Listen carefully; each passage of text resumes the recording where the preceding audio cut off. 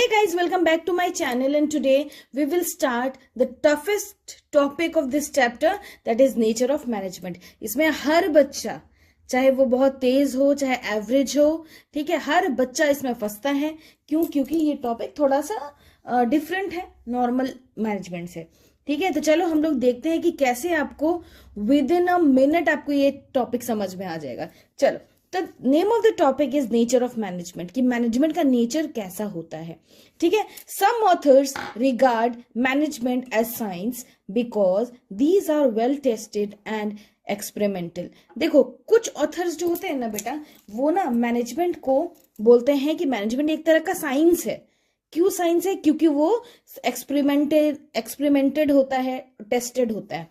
ठीक है, कुछ ऑथर्स बोलते हैं कि मैनेजमेंट आर्ट है। क्यों? क्योंकि it is based on practice and creativity. ठीक है, कि मैनेजमेंट में प्रैक्टिस लगता है और क्रिएटिविटी लगता है। ठीक है, और कुछ ऑथर्स बोलते हैं कि मैनेजमेंट एक तरह का प्रोफेशन है। क्यों प्रोफेशन है? क्योंकि प्रोफेशन में तो ट्रेनिंग और नॉलेज चाहिए, और जो हमारा मैनेजमेंट है उसमें भी ट्रेनिंग और नॉलेज चाहिए। तो देखो, अलग अलग लोग अलग अलग बातें करते हैं। ठीक है, सो कोई बोलते हैं कि साइंस है, कोई बोलते हैं कि आर्ट है, कोई बोलते हैं कि प्रोफेशन है। तो नाउ लेट्स सी कि मैनेजमेंट आखिर है क्या। क्या वो एक साइंस है? क्या वो एक आर्ट है? क्या वो प्रोफेशन है? क्या ये तीनों है? क्या सिर्फ साइंस है? क्या सिर्फ आर्ट है? क्या सिर्फ प्रोफेशन है? वो हम लोग देखते हैं, या फिर आर्ट और साइंस दोनों है, वो हम लोग देखते हैं। ठीक है, चलो। सो बेटा, there are 3 nature of management. पहला है मैनेजमेंट एज अ साइंस, दूसरा है मैनेजमेंट एज अ आर्ट, तीसरा है मैनेजमेंट एज अ प्रोफेशन। देखो, एक चीज समझो। ठीक है, अब हम लोग जो पढ़ेंगे ना, उसमें हम लोग ना प्रूफ करेंगे कि कैसे मैनेजमेंट को साइंस बोला जाता है। ठीक है, प्रूफ करके देखेंगे। अगर प्रूफ हो जाता है तो मतलब साइंस है, प्रूफ नहीं होता है मतलब नहीं है। देखेंगे कि मैनेजमेंट जो है एक तरह का आर्ट है कि नहीं। अगर प्रूव होता है तो आर्ट हो जाता है। ठीक है, अगर नहीं है तो नहीं होगा। ठीक है, तो लेट्स गेट स्टार्टेड। चलो, सबसे पहले बेटा देखते हैं मैनेजमेंट एज अ साइंस। क्या देखते हैं? Management as a science. देखो, अब हम लोग ना जैसे जैसे नाम है वैसे वैसे हम लोग सोचेंगे। साइंस में हमें क्या करना पड़ता है बताओ? साइंस में हमें क्या करना पड़ता है? Science can be defined as systematic and organised body of knowledge based on logically observed finding facts and events. ठीक है, जब हम लोग साइंस पढ़ते हैं तो सब चीज फैक्ट्स पे होता है, सब चीज फाइंडिंग्स पे होता है, एक्सपेरिमेंट्स पे होता है, लॉजिकली ऑब्जर्व्ड चीजों पे होता है या नहीं? उसी को बोलते हैं साइंस, राइट? तो science can be defined as systematic and organised body of knowledge based on logically observed finding facts and events. ये तो हो गया साइंस का मीनिंग। अब हम लोग देखते हैं कि कैसे हम लोग डिफरेंशिएट करते हैं कि मैनेजमेंट जो है वो साइंस है कि नहीं। तो उसके लिए बेटा 3 फीचर्स है। 3 फीचर के थ्रू हम लोग समझेंगे कि मैनेजमेंट बेटा साइंस है कि नहीं। पहला है सिस्टमेटिक बॉडी ऑफ नॉलेज। पहला क्या है? Systematic body of knowledge. देखो, अभी जो हम लोग पढ़ रहे हैं वो सिर्फ मैनेजमेंट एज अ साइंस पढ़ रहे हैं। अभी आर्ट और प्रोफेशन दोनों बचा हुआ है। ठीक है, अभी हम लोग सिर्फ क्या पढ़ रहे हैं? मैनेजमेंट एज अ साइंस पढ़ रहे हैं। तो मैनेजमेंट एज अ साइंस का पहला जो हमारा फीचर है वो है सिस्टमेटिक बॉडी ऑफ नॉलेज। पहला फीचर क्या है? Systematic body of knowledge. अब हम लोग बेटा दोनों तरफ से समझ के देखते हैं। अगर दोनों तरफ मैच कर जाएगा ना तो यस हो जाएगा। अगर दोनों तरफ मैच नहीं करेगा, इसका मतलब कि ये फीचर साइंस का नहीं है। ठीक है, चलो, पहला सिस्टमेटिक बॉडी ऑफ नॉलेज। अब देखो, जब हम लोग साइंस पढ़ते हैं बेटा, ठीक है, तब के सिस्टमेटिक बॉडी ऑफ नॉलेज चाहिए। चलो पढ़ के देखते हैं। Organised and systematic study material is available to used to acquire knowledge. Yes, जब हम लोग साइंस पढ़ते हैं तो उसके लिए बुक्स अवेलेबल होते हैं, वही तो उसने बोला है। ठीक है, कि systematic body of knowledge available है किसके लिए? साइंस के लिए। तो अब हमें देखते हैं कि जब हम लोग मैनेजमेंट पढ़ते हैं तो क्या मैनेजमेंट के लिए भी अवेलेबल होता है? In management also there is a organized and systematic study material. Obviously अभी जो आप पढ़ रहे हो वो भी तो मैनेजमेंट है। जो आप ग्रेजुएशन पढ़ोगे, जो सब्जेक्ट पढ़ोगे, वो भी एक मैनेजमेंट का टॉपिक होगा।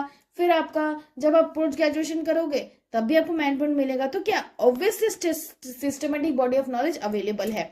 इसका मतलब ये पहला पॉइंट है, साइंस का जो पहला पॉइंट है क्या है? Systematic body of knowledge.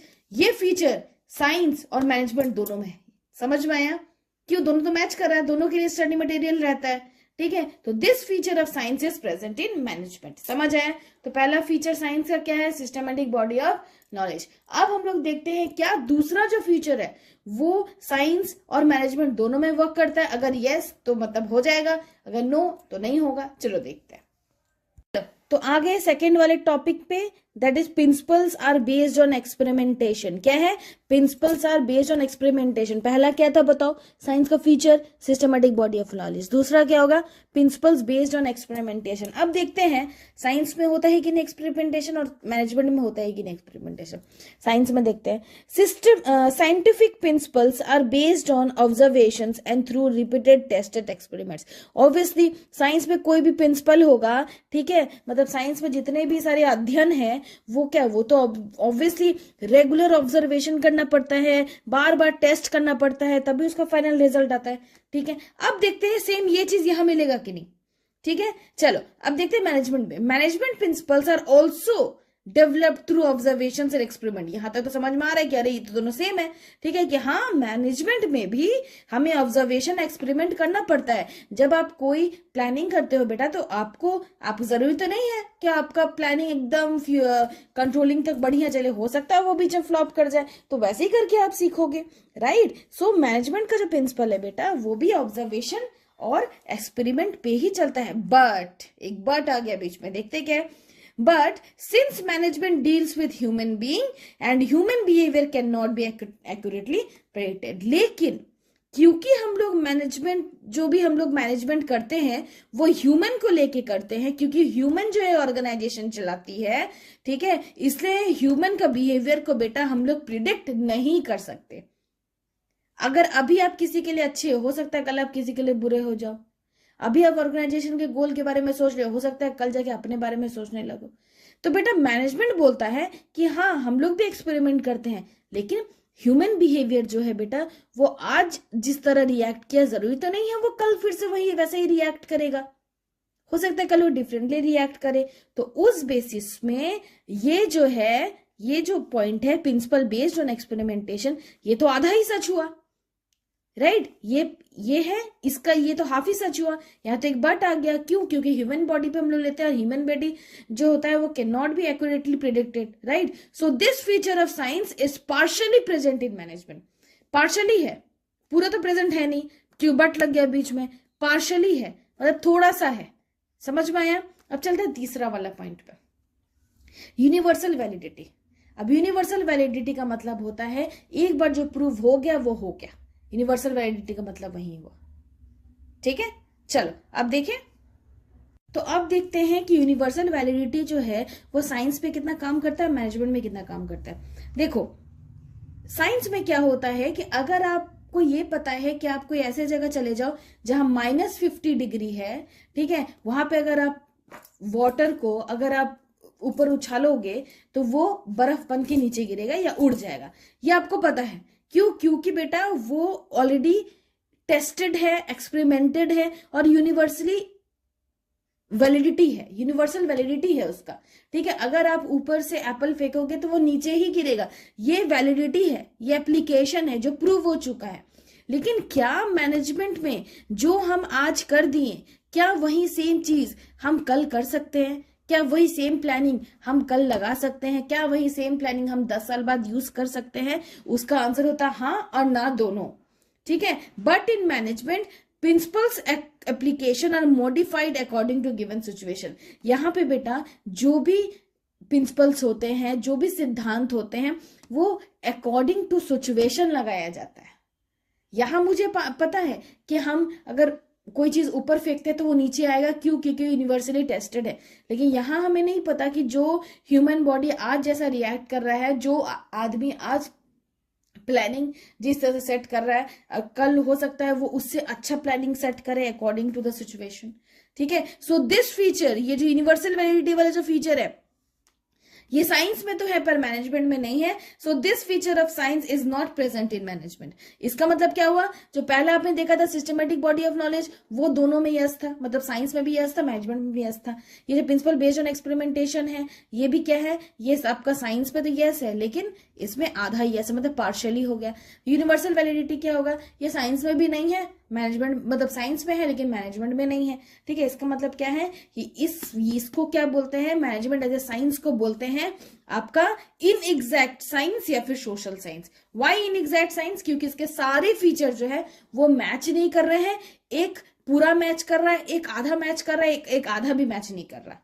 ठीक है, इसलिए that's why management as a science is called inexact और सोशल साइंस। एग्जाम में पूछ सकता है why management is called management as a science is called inexact और सोशल साइंस, तब आप ये पूरा लिख दोगे। समझ आया? कोई डाउट है? पहला दूसरा तीसरा तीनों पॉइंट लिख दोगे। कोई डाउट है? ठीक है, so there are 3 features which proves that management जो है वो साइंस नहीं है। क्या? पहला क्या था? Systematic body of knowledge. दूसरा क्या है? Principle based on experimentation. तीसरा क्या? Universal validity. जिसमें सिस्टमेटिक बॉडी ऑफ नॉलेज तो यस था, प्रिंसिपल बेस्ड ऑन एक्सपेरिमेंटेशन ये पार्शियली यस है, और तीसरा यूनिवर्सल वैलिडिटी नो था। So this feature of science is not present in management. खत्म हो गया। अब हम लोग देखेंगे मैनेजमेंट एज अ आर्ट। अब हम लोग देखते हैं, देखो पता तो चल गया कि साइंस तो है नहीं।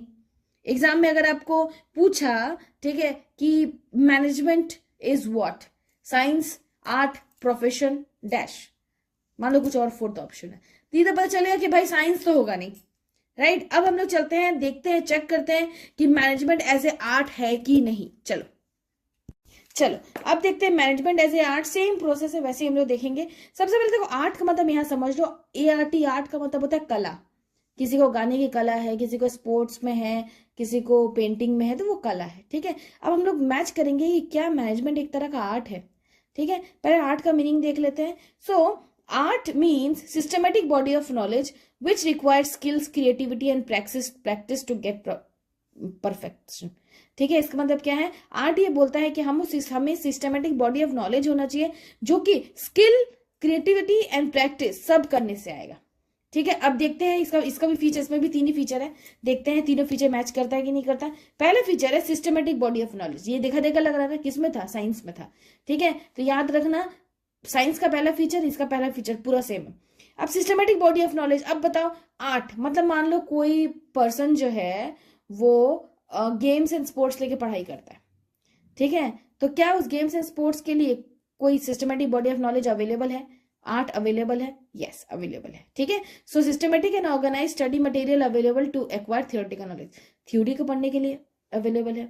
अब बताओ, क्या मैनेजमेंट में अवेलेबल है? कैसे अवेलेबल नहीं है बताओ? 12th में तो ऑलरेडी तुम पढ़ रहे हो, 11th में भी पढ़े, इसका मतलब मैनेजमेंट में भी अवेलेबल है। इसका मतलब पहला पॉइंट क्या है? वो दोनों में अवेलेबल है। तो this feature of art is present in management. इसको पढ़ाने का नहीं था, समझने का नहीं था। दूसरा पॉइंट में आ जाओ, पर्सनलाइज्ड एप्लीकेशन। क्या सिखाया है? Personalised application. ठीक है, अब पर्सनल एप्लीकेशन को भी देखेंगे बेटा आर्ट और मैनेजमेंट के हिसाब से। अब बताओ, मान लो तुम यहाँ पे स्पोर्ट्स अपने पढ़ा, ठीक है, अब पर्सनलाइज्ड एप्लीकेशन। अब स्पोर्ट्स में तो हजारों स्पोर्ट्स आते हैं। आपके स्कूल में जो स्पोर्ट्स टीचर होंगे, ठीक है, उनसे पूछना कभी कि सर आपका स्पेशलाइजेशन क्या था। देखना वो कोई 1 या 2 गेम बताएंगे, ठीक है, जिसमें उन्होंने पर्सनलाइज्ड पढ़ा हो, ठीक है, जिसको उन्होंने प्रैक्टिस किया हो। ठीक है, मान लो वॉलीबॉल। ठीक है, तो अब हमें देखते हैं कि आर्ट में और साइंस में क्या सिमिलरिटी है। And art only theoretical knowledge is not enough. ये तो पता ही है, आप कोई चीज सीख लो, अगर प्रैक्टिस ही नहीं करोगे तो कैसे चलेगा। So every artist must have specialised skill and creative personal skill and creativity to apply that knowledge. ठीक है, अब क्या होता है, जब आपने स्पोर्ट्स कर लिया, पढ़ लिया, अब उसमें हम लोग एक गेम चुनते हैं, तो वो उसका पर्सनलाइज्ड हो गया कि हमको उस गेम में आगे बढ़ना है, उसको प्रैक्टिस करना है, उसको स्किल करना है। अब मैनेजमेंट में क्या होता है? सेम चीज होता है कि देखते हैं। ठीक है, आपने मैनेजमेंट की बुक पढ़ ली, तो उसके बाद क्या करोगे? पर्सनलाइज्ड एप्लीकेशन उस पर फॉलो नहीं करोगे। And in management all managers learn same theory. Obviously सबको सेम ही चीज पढ़ाया जाता है MBA वगैरह में। ठीक है, same theory and knowledge, but their efficiency depends when they apply their skills and creativity for doing the job. लेकिन तभी उसका पता चलेगा ना कि कितना दिमाग से तेज है, जब वो सिचुएशन के हिसाब से काम करेगा। इसका मतलब क्या है? यहाँ भी पर्सनलाइज एप्लीकेशन हो गया, यहाँ पे भी पढ़ने के बाद उसको अप्लाई करना पड़ता है, यहाँ भी पढ़ने के बाद उसको अप्लाई करना पड़ता है। सो व्हाट, क्या समझे? So this feature of art is also present in management. क्या समझे? This feature of art is present in management. क्यों? क्योंकि दोनों में पर्सनलाइज एप्लीकेशन है, दोनों में ही आप पढ़ के नहीं छोड़ सकते। ठीक है, दोनों में ही आपको अप्लाई करना पड़ेगा काम को आगे करने के लिए। सो बेटा this feature of art is present in management. दो टॉपिक हमने पढ़ा, सिस्टमेटिक बॉडी ऑफ नॉलेज पढ़ा, पर्सनल एप्लीकेशन। एक और बचा होगा, अब आप मुझे बताओगे कि वो जो मैं अभी टॉपिक पढ़ाऊंगी दैट इसका थर्ड जो है, जिससे पता चलेगा कि वो सच में आर्ट है कि नहीं है या नहीं है, ठीक है, आप मुझे बताओगे है या नहीं। चलो देखते हैं। So based on practice and creativity, ये नाम ही सोच के आप समझ गए होंगे क्या, अरे ये होगा कि नहीं होगा। चलो एक बार देखते हैं। आर्ट में बेटा आपने मान लो वॉलीबॉल लेके पढ़ लिया, अब पढ़ के वॉलीबॉल लेके सब कुछ पढ़ लिया, पर्सनलाइज कर लिया, अब पढ़ के घर बैठ गए, तो क्या आपका प्रैक्टिस और क्रिएटिविटी हुआ? नहीं हुआ ना। तो आर्ट क्या मांगता है? Regular practice of art must be required to become a fine and perfect. Without practice artist lose their perfection. Obvious सी बात है। अब बताओ मैनेजमेंट में पढ़ने के बाद, ठीक है, आपने उसको प्रैक्टिस ही नहीं किया और कोई नया दिमाग ही नहीं लगाया, इनोवेशन ही नहीं किया, क्या मैनेजमेंट चलेगा? नहीं चलेगा। In management also regular practice and creativity is required for more and more perfection. Obviously बात, ये टॉपिक देख के समझ में आना चाहिए कि this feature of art is also present in management. इसका मतलब क्या हुआ? इसका मतलब हुआ that we can say that management is a art of getting things done by others. समझ आया? इसका मतलब मैनेजमेंट बेटा पूरा साइंस नहीं है, ठीक है। तो मैनेजमेंट क्या है? मैनेजमेंट आर्ट है। लेकिन एग्जाम में अगर आपको पूछेगा कि मैनेजमेंट क्या है, आर्ट साइंस प्रोफेशन क्या है, तो हमेशा याद रखना मैनेजमेंट जो है बेटा साइंस और आर्ट दोनों है। याद रखना ये चीज, साइंस और आर्ट दोनों है। क्यों? याद है साइंस का 3 पॉइंट में से 1.5 पॉइंट तो मैच कर गया था, राइट, और इसका तीनों मैच कर गया।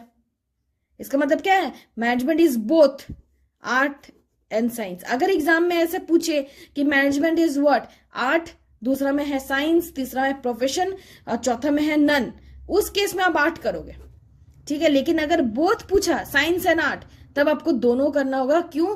क्योंकि साइंस का 1.5 पॉइंट तो उसमें था, इसीलिए। समझ आया? लेकिन ऐसे आप बोलोगे मैनेजमेंट क्या है, उसके डेफिनेशन में भी है मैनेजमेंट इज ए आर्ट है।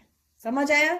कोई डाउट है? अब हम लोग एक और पढ़ेंगे प्रोफेशन। देखो ऐसे भी आपको समझ में आ गया कि मैनेजमेंट आर्ट है तो मैनेजमेंट प्रोफेशन होगा नहीं, लेकिन स्टिल एग्जाम में ना प्रोफेशन हो सकता है कि आपको एक केस स्टडी दे दे, एक 1 लाइनर क्वेश्चन दे दे और आपको बोला एक्सप्लेन करना है, और वो हो सकता है आंसर प्रोफेशन हो, तो इसलिए आपको उसका पॉइंट्स को जानना चाहिए। चलो देखते हैं अब प्रोफेशन।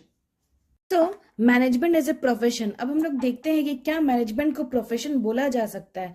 इससे पहले हम लोगों ने ऑलरेडी देखा कि क्या मैनेजमेंट को आर्ट बोला जा सकता है या प्रोफेशन साइंस बोला जा सकता है, ठीक है। हम लोग ने देख लिया है कि साइंस तो नहीं है, पार्शियल है, ठीक है, और आर्ट्स हम लोग मैनेजमेंट को आर्ट बोलते हैं। अब देखते हैं एक बार कि प्रोफेशन को क्या बोलते हैं, ठीक है। सबसे पहले let's see the meaning of profession. So profession means N occupation which requires special knowledge and training. सबसे पहले मैं आपको बता दूं कि प्रोफेशन का मतलब क्या होता है। ऐसा कोई काम जिसमें स्पेशल नॉलेज की जरूरत हो, ट्रेनिंग की जरूरत हो, उसके बिना आप उस जगह उस चीज को काम नहीं कर सकते। फॉर एग्जाम्पल टीचर के लिए मिनिमम क्वालिफिकेशन आपका बीएड होना चाहिए, सीटेट होना चाहिए। तो ये क्या है? ये आपका एंट्री दिलाने में आपको हेल्प करता है। वंस यू कंप्लीटेड बीएड, उसके बाद आप उस चीज में कदम रख सकते हो। जैसे लॉयर बनने के लिए एलएलबी करना चाहिए, ठीक है। आप क्या नॉर्मल 12th के बेसिस पे क्या एलएलबी कर सकते हैं? 12th के बेसिस पे क्या आप कोर्ट में जाके केस लड़ सकते हो?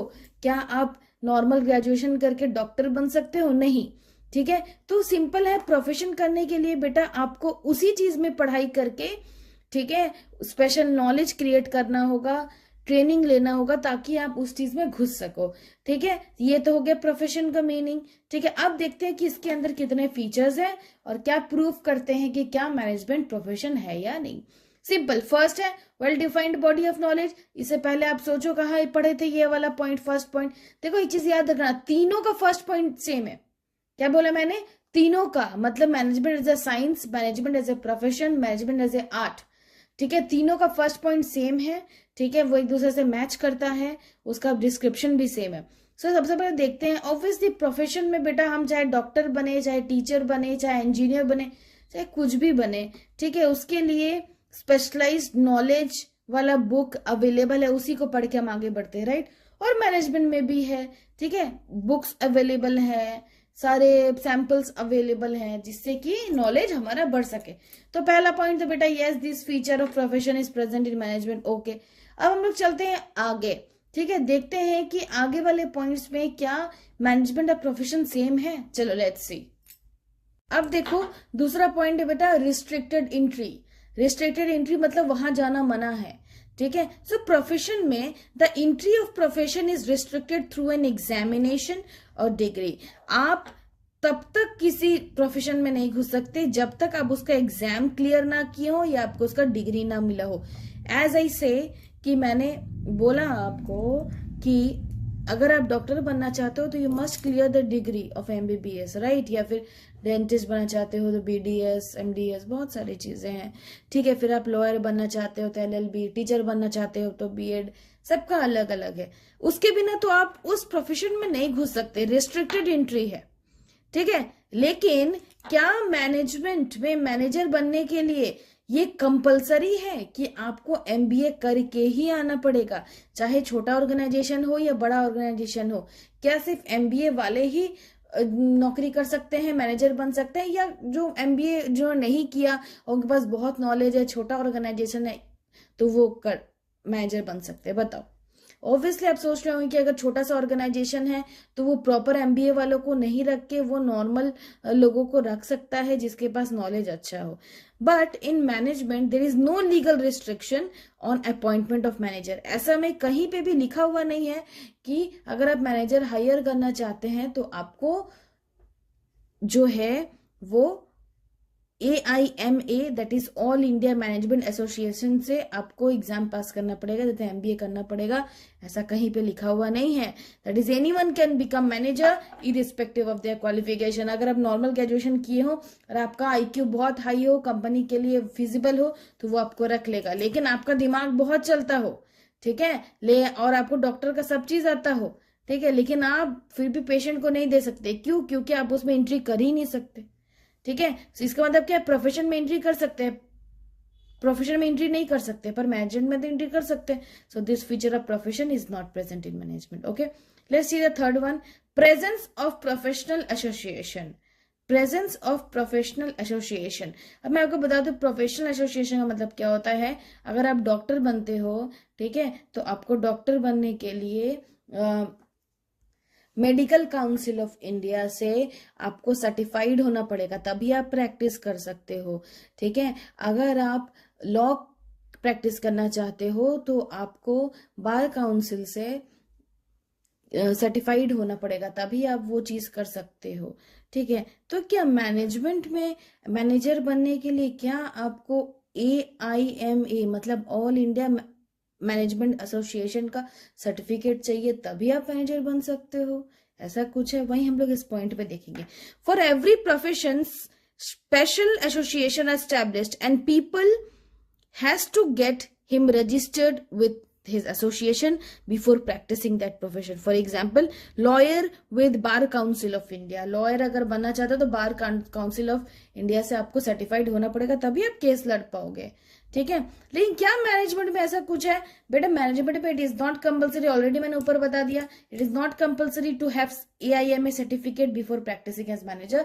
अगर आप मैनेजर बनना चाहते हो तो जरूरी नहीं है, अभी तक कंपलसरी नहीं है कि AIMA मतलब ऑल इंडिया मैनेजमेंट एसोसिएशन से आपको सर्टिफिकेट मिले तो अच्छी बात है, नहीं मिले तो ऐसा कुछ नहीं है कि आपको करना है, नहीं बन सकते, ऐसा कुछ नहीं है। हाँ, बड़े बड़े जो ऑर्गेनाइजेशन है, गूगल वगैरह है, जो बहुत बड़े बड़े ऑर्गेनाइजेशन है, वो लोग MBA को ही रखती है, लेकिन जो मिडिल लेवल के, लोअर लेवल के जो ऑर्गेनाइजेशन है, छोटे छोटे ऑर्गेनाइजेशन है, वो सब ऐसे ही रख लेती है। ठीक है, चलो, so this feature of profession is not present in management, ये भी हमें समझ आ गया। अब देखते हैं हमारा फोर्थ पॉइंट। सो फोर्थ पॉइंट है बेटा एग्जिस्टेंस ऑफ एथिकल कोड्स। अब देखते हैं प्रोफेशन में एथिकल कोड्स होता है, मैनेजमेंट में एथिकल कोड्स होता तो दोनों में ही है। अब देखते हैं हम लोग इसका क्या एक्सप्लेनेशन है। For every profession there are set of ethical codes fixed by professional organization and the professionals are binded to work under that. देखो सारे ऑर्गेनाइजेशन में मतलब प्रोफेशनल ऑर्गेनाइजेशन में ये बाइंड किया हुआ है कि आपको रूल्स के अंदर ही काम करना है, आपका ये रूल है, उसके अंदर आप काम करोगे, उसके बाहर आप काम करोगे तो आपका लाइसेंस क्या हो जाएगा? कैंसिल हो जाएगा। ठीक है, लेकिन क्या मैनेजमेंट में भी वही है? देखो AIMA भी बेटा बहुत सारा ये बनाया, ठीक है, बहुत सारा कोड ऑफ कंडक्ट बनाया, बट लीगली ये कहीं पे भी कंपलसरी नहीं है कि आपको सब कुछ मानना पड़ेगा, ऐसा कहीं पे मैनेजमेंट में तो नहीं लिखा, ठीक है। So this feature of profession is also not present in management. अब लास्ट पॉइंट देखते हैं बेटा, सर्विस मोटिव। सर्विस मोटिव तो ऑब्वियसली दोनों सर्विस देते हैं, तो प्रोफेशन में क्या है बेटा, आप देखते हो ना, जब भी आप ओथ लेते हो, जब सुनते हो मूवी में ओथ लेते हैं, तो क्या बोलते हैं, that our basic motive is to serve the client with dedication, right, profession में ही है। और मैनेजमेंट क्या बोलता है कि हमको ऑर्गेनाइजेशनल गोल को पूरा करना है, ठीक है। लेकिन तुम सोचो कि क्या ऑर्गेनाइजेशन जो है, मैनेजमेंट जो है, क्या सिर्फ ऑर्गेनाइजेशनल गोल को अचीव करना चाहती है? क्या उनको पैसे से कोई लेना देना नहीं है? क्या उनको प्रॉफिट मैक्सिमाइजेशन से कोई लेना देना नहीं है? देखो, प्रॉफिट मैक्सिमाइजेशन इनको भी करना है, ठीक है, लेकिन ये ना मुंह खोल के बोल नहीं सकते, क्यों? क्योंकि दे आर अबाइड, उनको वो फॉलो करना पड़ेगा रूल्स रेगुलेशंस, ठीक है। अब ये अगर कोई डॉक्टर होकर वो बोलेगा हम तो पैसा कमाने के लिए देखते हैं पेशेंट को, और कोई पेशेंट अगर सुन लेगा तो ऑब्वियसली उस पर केस कर देगा, या फिर वो इधर उधर बात को र्यूमर्स की तरफ फैलेगा। लेकिन सबको पता है कि एक ऑर्गेनाइजेशन चलता है पैसे के लिए, पैसे से ही सब कुछ होता है। So whereas the basic purpose of management is to achievement of goal, but all organisation works for profit maximisation, ये नॉर्मल सा चीज है। सो अब बताओ, क्या ये फीचर इसमें प्रेजेंट है? No, this feature is not present in management. So we can say that management is not